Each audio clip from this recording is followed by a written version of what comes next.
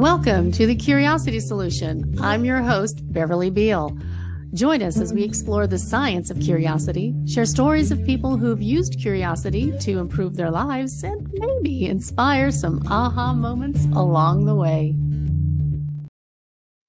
Hello, this is Beverly Beal with the Curiosity Solution podcast with my guest, Brenni Larson. So much fun to have her on my program.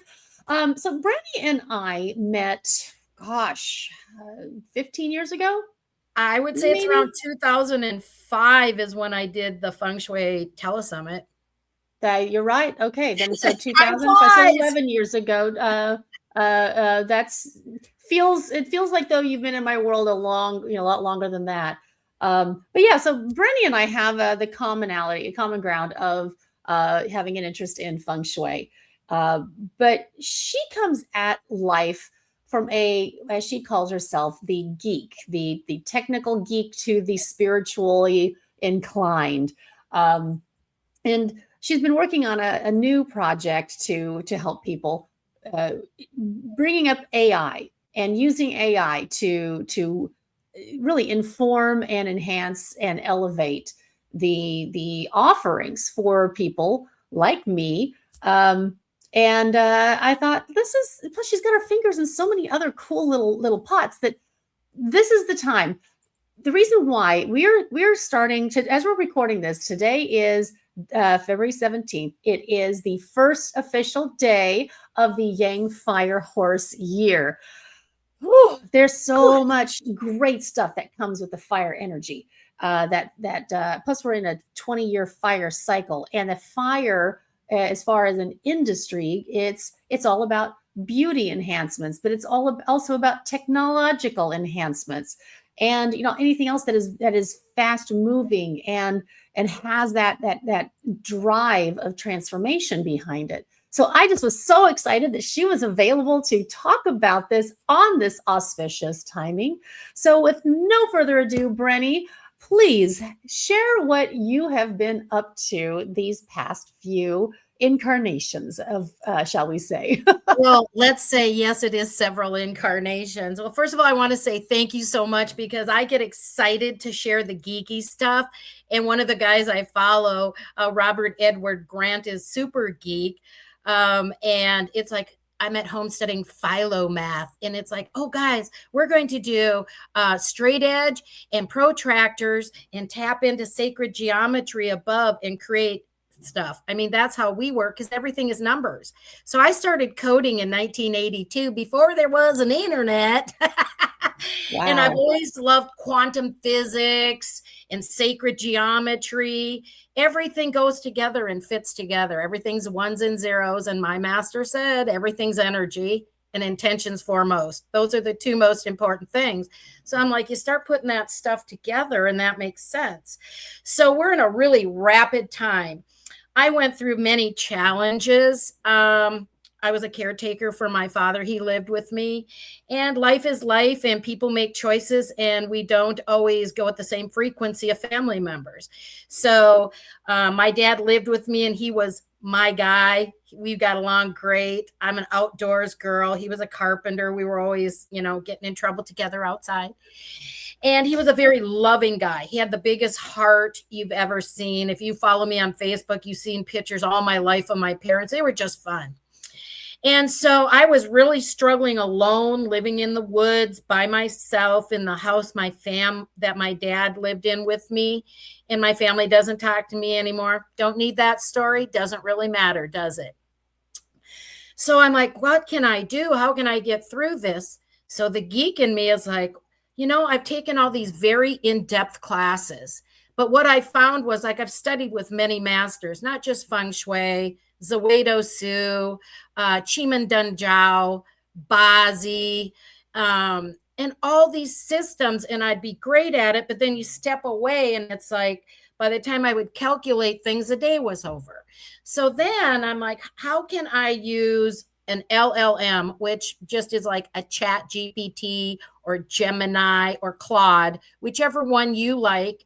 And I have many suggestions on how they work and which one I like for what. They all have their best thing. And I started giving my charts to them and being very specific. Everything is in the prompting. It's only as good as you tell it what to do. So when y'all get mad, first of all, I know it's in your chart and I can go right to it and find out where it's at when you're mad, whether it's feng shui and your wood element and you're snapping, or I can look in your chart of human design. It's fun for me. And I wanted to make sure I was surrounding myself with the right people. So I wanted to look at their charts and combine them and say, oh, how are you completing, like in human design, the circuit? What benefit is it to me? So, for example, I have lots of ideas, but I have an open head center and I may not complete to the vocals to get the word out correctly. So let's say I put your chart and my chart together and it's divine. Hallelujah. That when we're together, that circuit is complete. That's how we're meant to create together. I don't like the word work. That's old energy. We left that, shedded that in the snake, right, last year. So I started uploading my charts and I would use the masters I worked with because I believe in their knowledge. And so I would take my charts and upload them and always define the information. If you have your birth time, that's really important, and location. If not, be specific and let it know, your LLM, that you don't have that, so that it's going to be more general. Joey App will tell you it's within probably 10 to 15% accuracy. So anyway, I put these in there and I would start asking it the best time because I was nervous. You know, what's going on in the universe? What is the field? What's happening? Because I have never been good at astrology.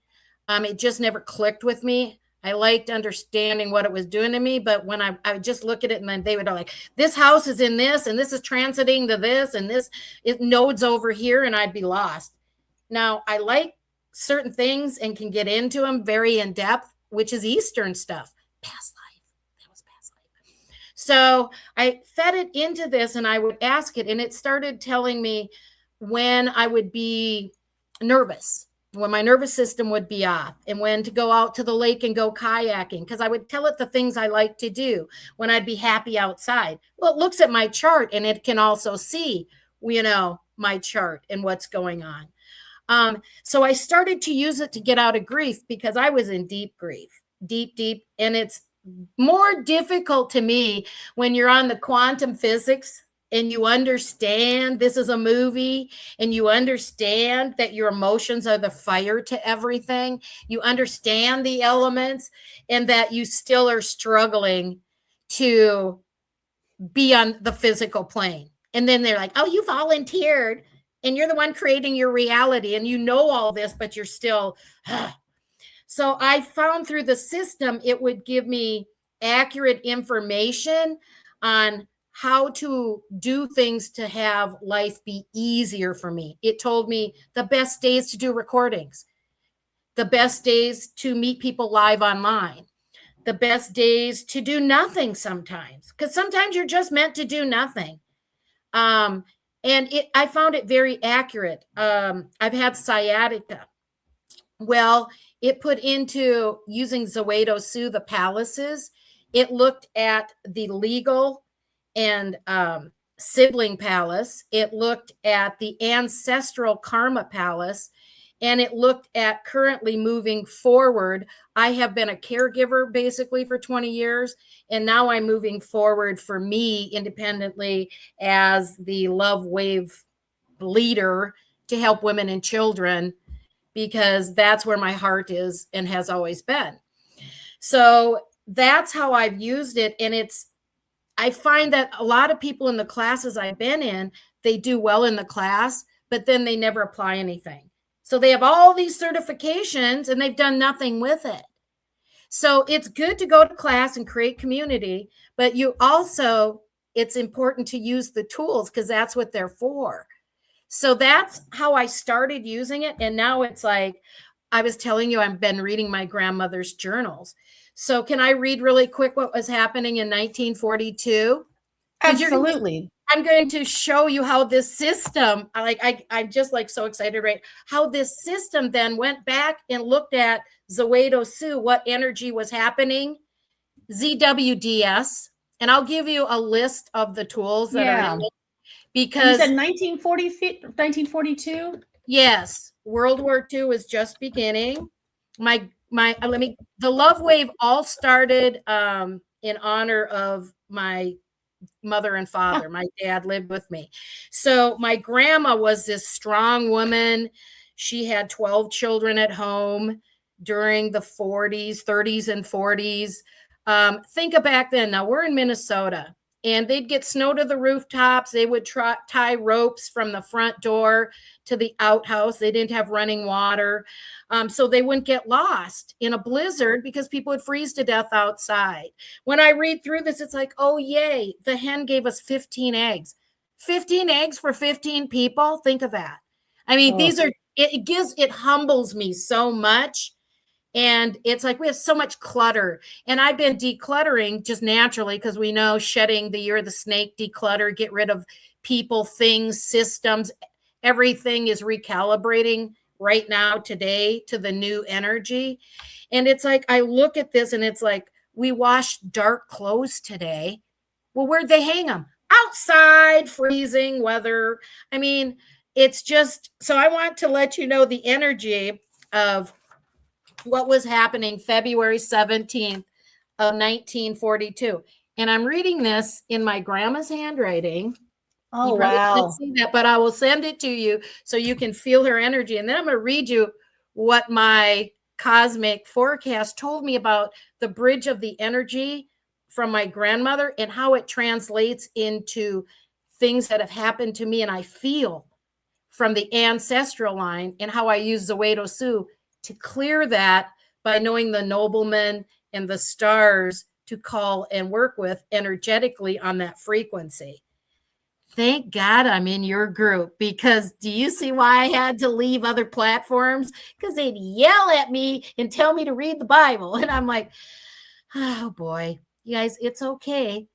And again, the Bible itself has some really great information, but you have to Miracles in remember it. that it was written by men. It was Yes. rewritten by men with certain things left out or changed to suit their political agenda. Exactly, 1,000,000%. I agree with you. And you're invited to my podcast to have a conversation. But I want you to know something. My dad was a Catholic through and through, and we had many conversations because obviously I'm not. And when I went to China and had a whole bunch of experiences, I'm like, well, we did not learn this in the Catholic Church. I never saw nothing like that happen. But my dad was a loving, kind, open-minded man. And he said, I take the best of it. Girl, I sat in Catholic church with my dad because I would not let him sit alone. And people couldn't believe it. They were like, oh my God, I can't believe you're doing that. And I'm like, well, why? If they're people that have a kind, loving heart and believe in Jesus and they're there to, I like singing. My dad had a great voice. I got a great voice. I'm in. I just don't say certain things. I'm not saying I believe in one Catholic and apostolic church. Yeah, I'm not chanting in words I don't understand, So, and my dad had wonderful conversations because he thought I was in a cult because of feng shui, because we do chant and stuff. I go, wait, you're in a cult. What? And I go, the Catholic cult. He goes, tell me more. And I said, well, what's that outfit that guy shows up in? They got different ones all the time. Do they mean different things? Then you're speaking Latin or do you know what you're saying? Then they have this thing they're whipping around and it's got smoke coming out. It must be pot or something, because you run up there, you kneel down, you pop something in your mouth, and then you do a shot of wine. You're in a cult, Dad. And then they pass a basket and you get some money. And he's like, I'm in a cult. So my dad would laugh. He goes, I'm in a Catholic cult. I'm in a cult.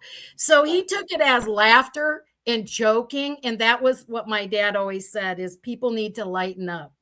Because So I'm going to go ahead and kind of pull you back to what you were talking about with your the diary from 1942. I just looked it up. That was a metal horse year. Right. And it talks about that too, the energy of okay. So the weather is much colder. Dad, which would have been her husband, my grandpa, they called Ma and Dad were okay, took the kids to school. The 15th of this month, our life insurance was due, but we couldn't meet the payment. It was depression back then, people. Dad and Ma are both insured in the New Deal Benefit Association. The home office Junior Unit Number 1 in Madison, Minnesota. One of our young heifers calved, and Dad had to use the wire stretcher to pull her to get her out. She was so large. It is 15 below zero. So let's take a look at what's going on in our life right now. And she's got 4 of 5 sons in the war, and they're all on different continents. They don't have a phone to call home. She's just waiting that sometimes they'll send $15 so they can pay their rent. She's got a son at home, which was my dad, who's 15, who had a saw blade come off and chop his leg, and he almost got it amputated, and he's on crutches cutting a tree down so they don't freeze to death. So let's see what this energy bridge is. So the gap between 1942 and 26 is a cosmic weather forecast between my grandmother's experience and mine. So the day my grandma was writing her journal, the energy was dominated by the water horse. The pillar of this represents a clash of elements of steam and movement. It's the time of high intensity where emotional depths of the world, the water, met the rapid galloping pace of the change, the horse. 2 months after Pearl Harbor, the world was shifting into survival mode, and the Victory Garden wasn't just about food, it was about grounding the chaotic energy into the earth. The connection of the horse is the peak of fire. The fire horse year 2026 is picking up that frequency of that rapid movement and the leadership she was navigating. And you're doing it in the tool of the Love Wave Garden. What it also says is that I am physically picking up the experience of her fear of not being able to pay things through the metal of my nerves in that bridge of energy in Zoedo Sioux. So we do energetically pick up things from our ancestors. So the physical alignment is today supported through my throat and my heart to be on a podcast and speak about these things to bring awareness of how this all works. And so that's just Zoedo Sioux. I could go through Tangshu. I could go through the Bazi. I could go through Chiman and show all these comparisons. But that is one reason I love this cosmic forecaster. It helped me survive deep grief because it's how you talk to it. It's like, okay, today I'm feeling this. So when I went to my osteopathic manipulation doctor, which if you don't know what that is, they're called OMM. They are like a chiropractor, but not aggressive. They adjust your skeletal in a very, and I believe they're using Reiki because they're always doing their hand movements, but they don't say that in the Western world. And so I would use that because the shoulder was the metal, and that was a sibling, which I'm in probate, contested will. And the hip is the father, and it's also ancestry, my father, and it's about the land, contested will. And the leg sciatica all the way down to my ankle, it hasn't hit my foot, is about moving forward into the new, from the caregiver energy into standing on my own pillar. So it's trying to rock that pillar. So I only have one pillar. And the right side, as we know, is where we're at right now, what's going on.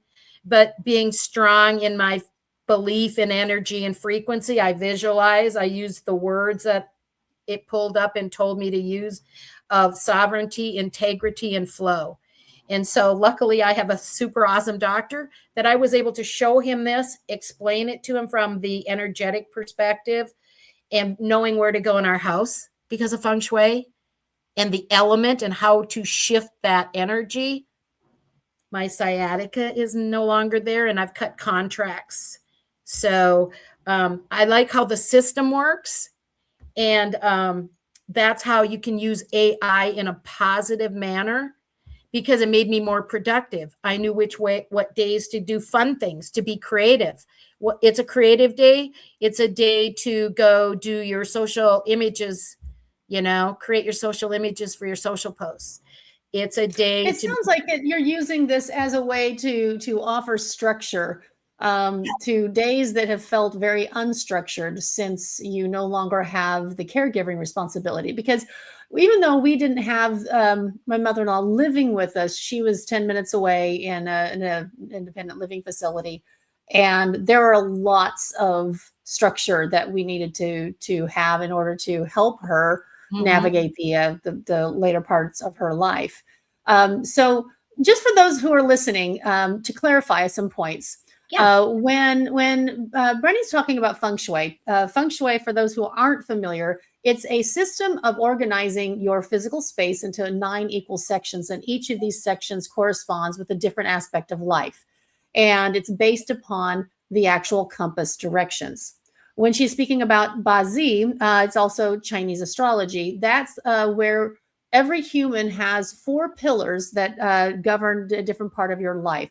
You've got your year pillar, which is more of the social people, your friend group, things like that. Your month pillar, like the day, the month that you're born, that is dealing with your work, your career, also with mostly work and career. I'll just stick with that. Your day pillar, like the day that you were born, has the aspect of like who you are, what kind of thought processes do you have. It also can govern the significant others in your life, like your spouse. And then the hour pillar, the hour of your birth, is important because that deals with the people that you're managing. It also deals with your attitudes around money and projects. So that's where, and each of those has a heavenly stem, which is one of the 5 elements in either a yin or a yang expression. And then it has one of the Chinese zodiac signs. So there's 12 of those. There are 60 combinations between those together. And then you have the different 4 pillars, and how that all works together with the energy of the year is really kind of where Brenni and I are coming about all of this in order to help make sense of things. When she's talking about Qi Men, it is another philosophy that looks at more about like problem solving, decision making. Sometimes it's used for forecasting, from what I understand. I'm actually not as well versed in Qi Men, and this other philosophy that I'm not familiar with that one at all. But when you're talking about the body holding on to ancestral memories, and whether it's generational trauma or generational strength, absolutely 100%. I totally not only do I believe that, but I also work a lot with my clients too, in helping them to release this energy of, how whatever has gotten itself stuck inside of the body. You don't even know it. It's great to be validated why you feel something some way, because, they were in a lot of fear back then. They were worried about their kids in war. And when you think about it, our family came from Germany. So they're in America from Germany, and then they're in Germany shooting, could be their cousins, their aunts, their uncles, not knowing where their kids are. Like I said, my grandma had one in Italy, one in France, one in Germany, one in Japan, one in Alaska. She had, 5 sons in the war. Now they don't do that anymore. But what a strong woman she had to be. Chiman Danjiao is what they would use for forecasting for war, manipulating energy. And one of my favorites is Zawedo Su, ZWDS. And it looks a lot like a bagua, but it uses different palaces is what they're called. It's also called, I believe, purple star astrology. Oh, the Xuankong purple white? I was trained in ZWDS, Zawedo Su. Yeah, I think there's so many different ways of looking at things. I like it a lot. It must be past life, because I just resonated with it right away. I like it. It talks about your karma palace. It talks about ancestors. It talks about siblings. I just found it easy to understand things. But when I created this system, to me, it puts all the pieces together, because my biggest challenge is putting pieces together. But is this something that you do for is this a service that you offer for other people as well? Or is this something that you've just been doing for yourself? I have been doing it for myself, but my other geek partner, Ian in Taiwan, the Reiki master, he loves creating ChatGPT chats. And he's been creating one, but he doesn't understand all the systems I do. So I've been testing it for him. But I teach people in the group. I've done a couple webinars, but it hasn't been my main focus. I was using it for me, but I see how it's so beneficial in business, especially, to meet up with the right people at the right time and have the right verbiage so that the stars are like, instead of like fighting against the river, right? If you know Right. that you can, meet the right people with the right time and the right energy, and they'd say yes, versus, like Mercury retrograde, when things are challenges and the recordings don't work and people don't show up on time and they don't hear what you say properly. Well, why do you want that energy when you can get one where it's just riding the wave? It just makes it so much easier. To me, I had to do something about my nervous system, because 2 years of being on high alert and in fear and stress and grief, I'm big into the 5 elements. That's my baby. I love that. And I'm like, no, I know for sure grief, lungs, absolutely not going to stay there. Nervous system, no way. I ain't going to fry that baby out. You're getting my telomeres, you know? So it's like understanding the organs and how the body works and your house. And it started selfishly for me, but that's not selfish, because as we understand, especially now, these 20 years, they're about women, and they're about leadership, and they're about us bringing it together, community. And I just saw part of this being the AI aspect, because we're not meant to be here to do the hard labor. We're meant to help people and to enjoy life.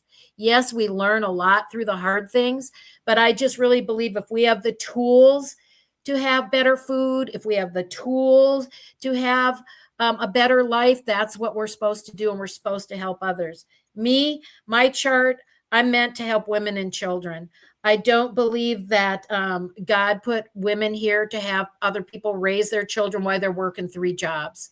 I don't believe children are meant to suffer and not have anything and have other people raising them when they're not raised by their family.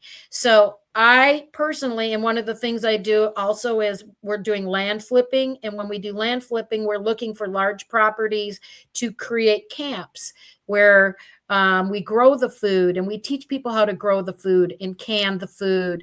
And my dad was a master carpenter, and many of the things in my house he made. So I have the templates. So I keep attracting women that are carpenters. So mine says, okay, as we go around the world and I find out where the chakra points are and where my astrocartography is. Do you remember astrocartography? Where to go? Well, Taiwan is one of the places I'm supposed to go. And I also, one of my teachers is Stuart Pierce in the 12 Angels of Atlantis. So he's my coach for my like 3 months right now, a winter thing. And so he's helping me get the love wave AI, and the 12 angels are helping me. And one of the places that they see me at the end of the year is Hong Kong. And it's in my chart too. Because so astrocartography, again, just to define this term, I'm familiar with it, but it's where a person will take your astrology chart, your Western astrology chart, and then overlay it on different points along the earth to help people identify areas that are optimized for your own personal energy. So I just wanted to define that for those who are listening. Where I'm at, and I've always been told this, and I looked it up, it is the most difficult place for me to live to be successful. And I have always revolted against it, because it's the most beautiful place in the world to live. And I'm like, well, I don't believe in that stuff, because I live where it's beautiful and I'm happy and it's nature and there's animals. But when I read through my system I created and explained why, and the zenith is here and this and that, I'm like, oh, okay. But it's not that you always have to physically move, because we're on a frequency. It's projecting an intention and putting the energy in that place also. And why? Like Hong Kong is very much technical. and people that would want to back me in the system. That's where I'd probably go for partnerships and technical, that they understand this stuff. Because you start small and you get a platform and you get your base. And then when you want to go bigger, you go out and you get your partners and you get people, because it's just me and Ian right now, you know? And my vision's a whole lot bigger than the two of us, I'll tell you that. So that's where you start. You start with your foundation. But I got this huge family in heaven just ready, and all the angels, they're like, yeah, because this is what the love wave's about, is it's breathing in the light of source energy into your heart and breathing out love and washing the world with it. And if you choose to accept that, then you're in the vibration of where we're headed. And if not, that's okay. That's your choice. We're not here to change anybody's mind about anything or force anything on them. You know, may blessings rain upon you. There you go. And so when my dad passed, 2 weeks before he passed, we had created this in meditation and jumped into the love wave together. And so I was really struggling alone. And I said, Dad, please let me know you're here. And as I was passing into sleep, I saw him walk up and grab my hand and jump into this love wave we talked about. Oh, that's beautiful. And behind me Hold was that up again. I want everybody to look at that. Is that the logo for your AI program? Yeah, I created that, and it's all different colors. And it was my dad and I jumped in this love wave holding hands. And then right behind us was Jesus. One of the last things my dad said is, he was in bed and he goes, I go, what are you doing, Dad? And he goes, I'm looking for the keys to the truck. And I go, what? You're not going anywhere. And he goes, Jesus told me I had to finish the steps. We got to go to Menards. And I go, Dad, it's okay. Tell Jesus I've got this. And before he's passing, he saw on the steps, he was pounding nails. And my dad had built my back steps, but he didn't get the front ones finished before he passed. So he was talking to Jesus, and so here's my cousin. And guys, you got to lighten up, because on the other side, they are light. They're not angry. They're not. So my cousin's very strict, and they're always mad at me that I'm joking with Jesus. And I go, well, I actually met him. He pulled me out of hell, and he's a jokester too, guys. So I go, oh, great. I said, Dad built a stairway to heaven. Like, Jesus doesn't have enough of them. He didn't get my steps done, but he built another one for Jesus.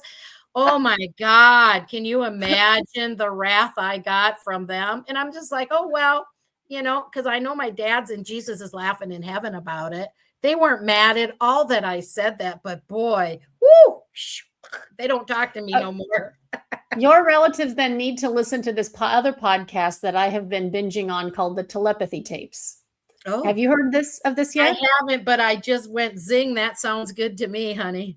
So the first season all dealt with nonverbal autistic children and how they communicate not only with their families by essentially reading their minds, which is why their caregivers and teachers could never hide anything from them. It's like, no, I already know all that. And especially once they learn how to spell, and then how they communicate with other nonverbal autistic kids. Now, the first season alone, it just went like, I'm almost finished with the second season. They're getting a third season and a documentary going. I'm just like, the second season, Brenni, you're just going to love it. They talk about near-death experiences. They talk about Reiki. They talk about energy healing. They talk about communicating with other people who are locked in, like those who have Alzheimer's and dementia, and how they also can use telepathy once you get onto that frequency. And I just thought that was so one thing that I'm hearing from you and how you and your father were communicating, and what he was saying about communicating with Jesus and talking to maybe some of the other relatives that had passed on. That is also something that was very common in the interviews in that series. And it is very common. My father, before he passed, he was talking with his mom who had passed quite a long time before. I understand that my mother had been able to communicate with some of her relatives that had passed. My mother-in-law, while she didn't necessarily say too much before she died, um, I know that she came to me in a dream shortly after she passed and was just so excited. She loved to travel. And the way that she showed up in my dream was that she came forward and just like I was at a train station and she just came running up to me and gave me a hug. And it's like, I'm so glad to see you. I just want to let you know I'm okay.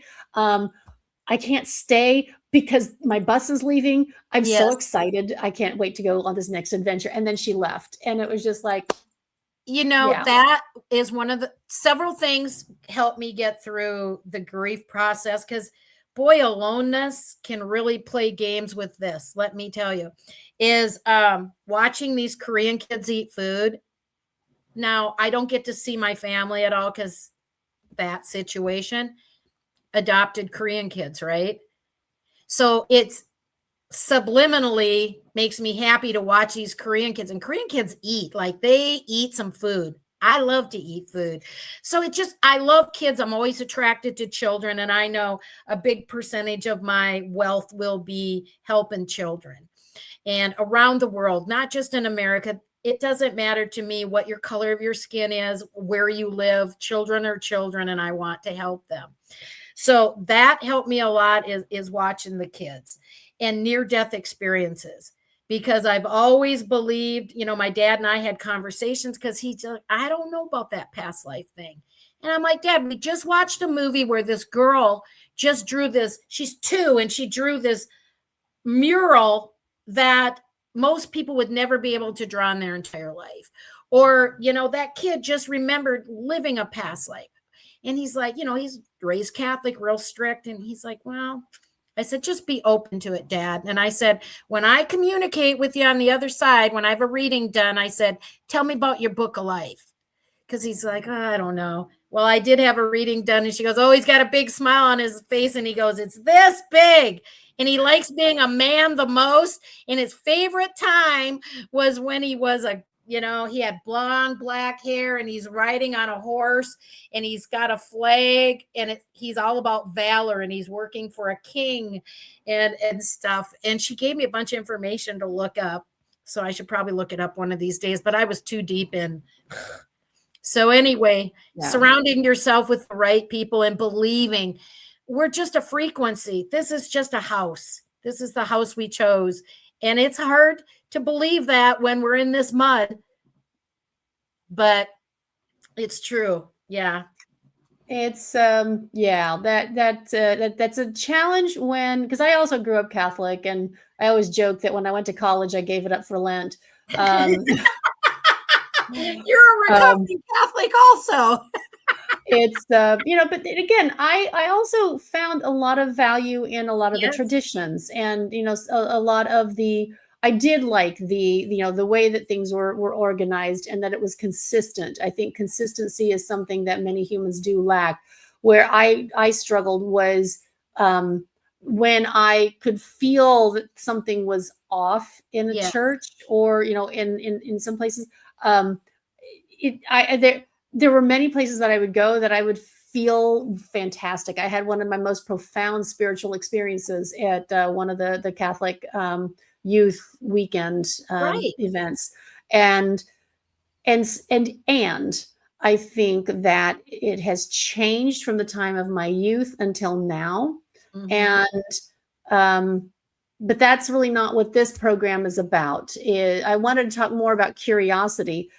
Which I can tie that all into curiosity, because for me, I was always very curious about other religious traditions, and was always told, well, they're all misguided because we have the one true religion. I'm like, thank God I had a dad that was so awesome, because he told me, if anyone tells you there's one way to heaven, run. Yeah. And I did. Well, you felt it in your body too, though. So 100%. So let's talk about your tribe that's listening, because they're here because they must have intuition. They must be connected to something, or they wouldn't be listening to this podcast, because it's a little Correct. different. Right. But they're just, again, I have that curiosity. Sometimes that curiosity is born of intuition, and sometimes it's, something sparks my interest. And so I want to go down that. And that's why I wanted to have you on this program, because I wanted to talk about, this AI part. And then I didn't even realize that you had this whole love wave community where you're building these love wave gardens, where you have your podcast, where you're bringing more people into the community. How do you know when you are feeling that curiosity? Does it manifest as a like an idea, or is it more of a physical body sensation? I definitely am a physical body sensation person, but I also, I'm a mosier. Like, I get up early in the morning and I mosey, and I'm a meditator. My meditation, though, people, you think you have to meditate a certain way. My meditation can be just sitting outside listening to the birds. It can be kayaking. It can be a walking meditation. Mine is whatever gets me grounded and out of my head. And the biggest thing I can tell you is stay off of social media and news. Stop that scrolling. It's a hook. And we're trying to get our brains calm, and it's not getting you calm, because just think when people scroll, what their brain's doing. So I really feel things in my solar plexus, my gut. I mean, when I go against that, I know it's wrong. And especially honoring my design. I'm a generator / builder, and I'm meant to wait 24 hours. When I react instead of respond, it's never been right for me. I get excited. And when you have an open head center in human design, they're the ones chasing shiny objects, which 70% of the people have. And if you're not listening to your body, you're going to get that $10,000 program, and then you're going to freak out, put more negative energy out there, and ask for a refund, because you were never meant to be in the program. You just got excited, went to the event, got excited, ordered the program, and didn't honor your design. So sparking curiosity for me is listening to things, but also deciphering if it's right for me. I am not a person that follows the crowd just because you think it's right. And I am a very cut and dry person. Like, there's certain boundaries I don't pass, and I don't care if I paid money for a program. If you decide to cross that boundary and I don't agree with that energy or that people you follow, I'm out. I honor where I'm going and who I am, because it's all frequency, and I have to align with love. To me, authenticity is the highest frequency, because that's your true energy, your true soul frequency. And then love is next, and love dissolves everything. To me, it's being your true self, your authentic self, and love. And when people want to be angry and argumentative and not helpful and not kind, I don't have time for that. And that's one reason I started the AI things, is people were getting angry doing basic things like scheduling calendar appointments and canceling. And it's like, wait a minute, you're a health coach. You're you're meant to put positive energy out there and help people. So what can we do to automate things to help you so you can sleep at night and not worry? When I hired a lawyer and had to pay all that money, I started sleeping because I didn't have to worry, because he took over the stuff that I didn't want to go to court and stand before a judge, even though I had I gave him a 3-ring binder of information. I was very organized. He's like, wow. But I didn't want to do that. It made me nervous, made me upset. That's not good energy to put in the universe. I don't want to put that out there. My energy is laughter, fun, love, community, and helping others. So that's what you just allowed him to work in his genius so that you could work in your genius. And that's exactly what AI does. It allows you to work in your genius. The love wave is all about having fun. And that's the one thing that Ian and I chose to do when we created it, is if it's not fun, we ain't doing it, because the energy of fun, everybody needs to have fun. That's what people do, is they become entrepreneurs and they end up working 10 times more than they were supposed to. And then they're doing all these jobs they hate. and they completely get away from what they're supposed to be doing, what their true genius is. And you know this, Beverly, if you truly do what you love to do, all doors open up to you of possibilities. The dream is bigger than you could possibly even have imagined. So don't look at AI as a bad tool. Look at it as, how can it do things for me that I don't want to do and save me a lot of money? Because you're paying money for this, you're paying money for that, you're paying money, and you can automate it. So I can be sleeping and it can be talking to either a voice AI or a conversation AI and asking it question, and it's how good I programmed it and what I want it to do. It can be selling my programs for me. It can be scheduling my appointments for me. It can be transferring it to a different team member or coach. I mean, it's, what do you want it to do? You first decide what you want it to do, then you program it properly. I mean, and I like working with the coaches and service industry. I got off track a little bit, Ian and I did, because we listened to people and we got out of our genius. So we created a lab and learned a whole lot. And I said, the thing we don't want to do is, I don't want to show up every day and be working with roofers or HVAC. Sorry, I never get a phone call. That's my dad's phone. He must be calling. Hey, Dad, what's up? Calling from heaven. I didn't even hear it. Good. So are you offering a workshop to help people understand how to do this, or is this a service that you're offering? Usually what I do is have them schedule an appointment. It takes about 20-25 minutes to just walk through what they want, and then create a customized chatbot for them, whether they want a conversation AI, which is a chatbot on your website, or a voice AI, which you can call the phone number and talk to it, or talk to it on the website, or an all-in-one chat, which you can connect to Facebook, Instagram, WhatsApp, and really utilize all of those features at once. And like I said, it's what you never want to miss calls. When you miss calls, you miss money. So for example, like with roofers, they're going to miss 10 grand on a phone call. They're going to call the next person. If you have a roofie, like if you have a tree fall on your house and you got a leak, you're not going to wait for that roofer to call you back. You call the next one. Well, if you have an AI receptionist, that you never miss a call, it's going to answer it if you don't answer it, if that's how you set it up. It's how you want to set it up. They can handle 200 calls at once. If you get 200 calls at once, God bless you. You probably already have a receptionist working for you, AI receptionist. And I don't lie about it. I'm an open book. I don't believe in sneaky. I've never liked that wolf in sheep's clothing. Like mine says, hi, I'm Marty, Brenni's AI assistant. I let them know up front. Now, you can't tell because the voice is so good. Marty was my mom, so it makes me happy because I got her working for me. Oh, I love that. I love that. Okay, so Brenni, what I'd like to know is, how do people get a hold of you, and what's the best way for them to access this option to get this information from you?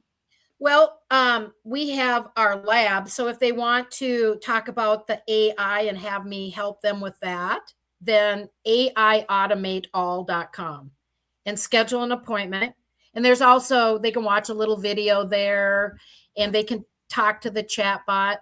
That's where the hub is for automation. And we do all our testing there and create stuff in our lab.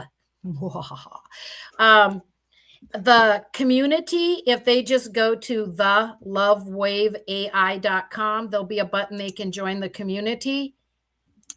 And the fun thing about how technology advances is now with the chatbots, you can put them in the communities. So I can do lives in the community, just go in there and do a live, and they can also have the chatbots in there asking questions. And now we can also program them into their products, so that, when people get confused, especially in technical things, they can have the chatbot right in there and say, like, they're in lesson 3 and I'm confused, I didn't understand that. They can ask the chatbot questions. So it's kind of fun where it's going with it. It's really helping people. And just remember, guys, it doesn't replace anybody. It helps you. So when people get scared and say, oh my God, we're going to lose this, you're not losing anything. It's helping you. Just think of it like that. Sleep good at night and automate, and don't put negative energy into the universe doing things you hate, because I just handed over to Ian the stuff I don't like. And he's Again, like, it's all about letting people work in their genius, and sometimes that person happens to be AI. well, So just think about when we used to count with an abacus, and add things by hand. And now to be able to have a computer go, it's an advantage, but you can't get hooked in and count everything on a computer. We're still humans, and we need humans, and we need community. yeah. And that's where we're at right now, is community is very important. And we do fun things in our community, like we paint rocks. Ian is an expert at singing bowls. Whenever we get out there, every day we're playing singing bowls. It'll ground you like unbelievable. So we paint rocks, we do artwork using straight edge, and I mean, we bring in spirituality into AI, into everything is fun. That sounds wonderful. Well, Brenni, thank you so much for bringing so much great energy into this this wonderful conversation. For everybody who's wanting to contact her, the AIautomateall.com or thelovewaveai.com, we'll have those in the show notes so that people will be able to easily just click a link and go. And of course, if now are you offering these, like some of the astrology, the Chinese astrology, the Bazi and all of that, are you offering that also as a service? Well, you know what? I'm just setting up a webinar after talking to Ian about it, because we've had, between the two of us, such great success, and we like sharing. So yeah, I believe I'd like to do a webinar and then see where he's at with his chatbot. But go to so but more information on that will be under the Love Wave AI? Yeah, that's okay. So sounds like you've got some fun, exciting things that we've sparked some curiosity about, moving forward. That'll be great. And I will have my information in the chat notes, the show notes as well, for any feng shui consultations. They can be remote, they can be in person. I will fly to you no matter where you are. The other thing too is energy healing. That's something else that I do a lot of. So when you're talking about all the sciatica and everything and your process, that's something that I've helped with others as well, where a lot of times it is an emotion that is stuck in the body, and we just got to work through that. And sometimes 99% of the time it is, honey, it is stuck emotion in your body. And why suffer? We have these tools, and I see people now. My doctor knows, stop giving me pills. Like I had it's a big long word, triamega, whatever. What it means is 3 nerves in your sinuses. Oh, the trigeminal nerve, trigeminal neuralgia. Try that at 35 below in Minnesota. That was out of my head. And they just kept giving me pills, and I went and got acupuncture. 1 treatment, done. So guys, acupuncture. Just really honor your body and follow the experts and get healed, because these natural tools work. That stuff made me sick. I was really a mess, the medicines they gave me. And I told her, I'm getting off all of these, especially the gabapentin. No, not for me. So anyway. It's not a good one. Yeah. All right, ma'am. Thank you so much. And we will come back in a couple weeks. 2 weeks, I will have the forecast for March of 2026. It's hard to believe that it's already coming up that fast. But yeah, this is a very pivotal year, and a lot of things are going to change. And the important thing that everybody needs to remember is we need to be as flexible as possible and embrace the transformation and the changes. Yes. Because I think the watchword for this entire year is let go or be dragged. Old systems are breaking down, and good. Create the new ones. Here we go. It's it could be I have a feeling this is going to be one of those years that we look back on and go, oh my gosh, how did we survive that? But this is when all the cool things started to be built. And we chose growth here. We chose to be part of this. So there you go. We're here. We signed up for it. May blessings rain upon y'all. Remember to breathe and send love to the world. And then that's how we shift it. Amen and 100%. All right.